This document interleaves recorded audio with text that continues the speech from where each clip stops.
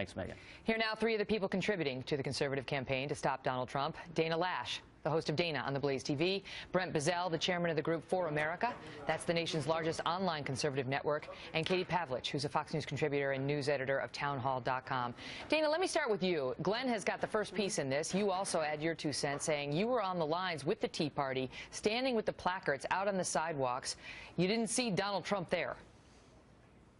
Now, and Megan, you know, to that point, I was on that first phone call the night that we were all, a group of us were planning the first Tea Party rallies and founding the modern-day Tea Party movement.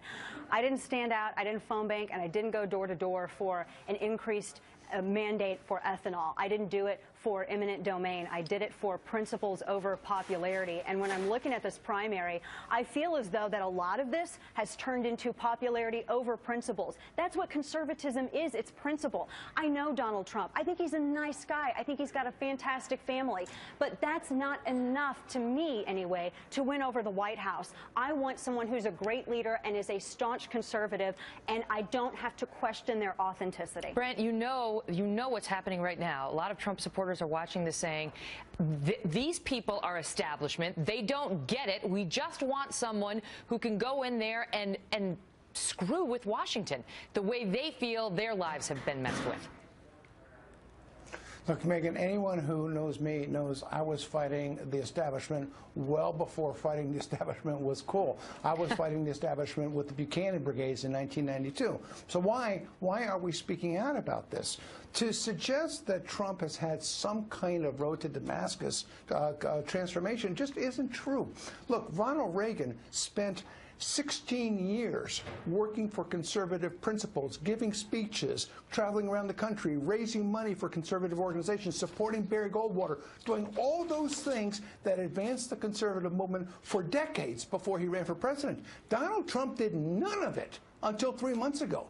Up until 3 months ago, this was a man who said he was a proud Democrat. This is a man who said he was a proud supporter of Hillary Clinton. This is a man who said he was a proud supporter of Planned Parenthood. This is what he said he was. So I think people have to say, okay, it's been a lot of fun up until now, but do we care only about rattling the cages in Washington, or do we as conservatives want to fundamentally change this course of destruction that we're on? And Donald Trump has no record of ever supporting any of these things. Katie, the pieces talk about, this is from Bill Kristol, that he's the very epitome of vulgarity, saying this is another piece, that he is whatever he pleases to be at the moment, the only principle being the triumph of his will.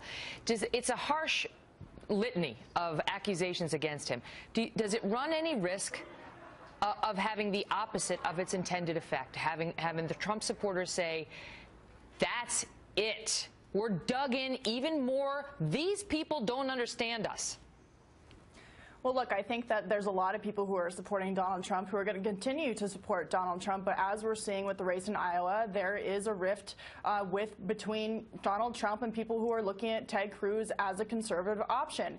Again, this does go back to principles. We have to ask ourselves here whether we are willing to set the precedent with Donald Trump and just throwing away years and years and decades and centuries of conservative principles and values simply because a candidate comes in and says all of the right things. He says he is a conservative. He says he is. But he's not, Megan. But he can say that he is, just like he says he is a lot of things. But the fact is that Donald Trump, his liberal past is not behind him. In fact, he has gone out on the current campaign trail and espoused liberal ideas and big government propositions and proposals. So to say that his liberal past is behind him and that he's somehow changed and he's a conservative just doesn't mesh with the facts. Conservatives historically have prided themselves on voting on records and voting for candidates who have been loyal to the Constitution and loyal to conservative principles. Brent, Donald Trump is not that candidate. One of the arguments in this piece, Brent, talks about how they believe that Trump is, quote, the living, breathing, this is from Michael Medved,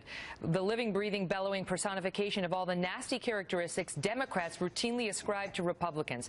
This is something you hear sometimes from some Republicans opposed to Trump, that he's influencing an upcoming generation of young people who are deciding what they are, and that he's not the best brand for the Republican Party. Your thoughts on it? Well, I think he's, look, frankly, President Trump would be a terrible face of America to the world. This is a man who takes everything personally. Everything is about himself. He's an absolute narcissist. He's doing what he thinks he needs to do to win the presidency for himself. I'm surprised he's not going to call it the Trump White House when he wins. This is what he cares about. If this were a race, I would say to my fellow conservative, if this were a race between Jeb Bush and Donald Trump, you've got an argument maybe because you know where Jeb Bush stands. But in fact, there are several conservatives in this race. In fact, personally speaking, I've endorsed Ted Cruz for the reason that he is the real conservative in this race with the real record and a past and a future and real programs. Dana, Donald Trump, what are his programs? To those people who are sitting out there, because you're a Tea Partier. I mean, you were out there. To those Tea Partiers are saying, you guys are Republican establishment. We love them. There's nothing you can say that's going to change our mind. What say you?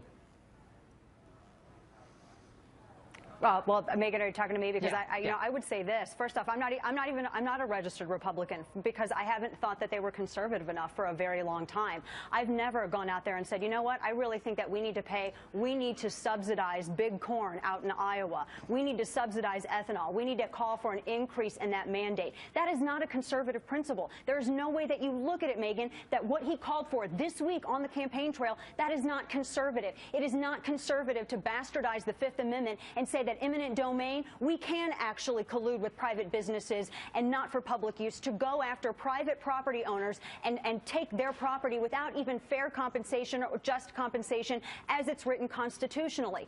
As far as the Second Amendment, look, I love conversions. I hope that he's a convert on this issue because this is an issue close to my heart. I'm here at SHOT Show right now. This is the first time I've ever known Donald Trump to make an appearance at any kind of gun show, whether it's NRA or SHOT Show. He was for the assault weapons ban a couple of years ago. Is it an authentic conversion? And that is not bad or establishment to ask. It's great to see you all. Thanks, Megan. Up next.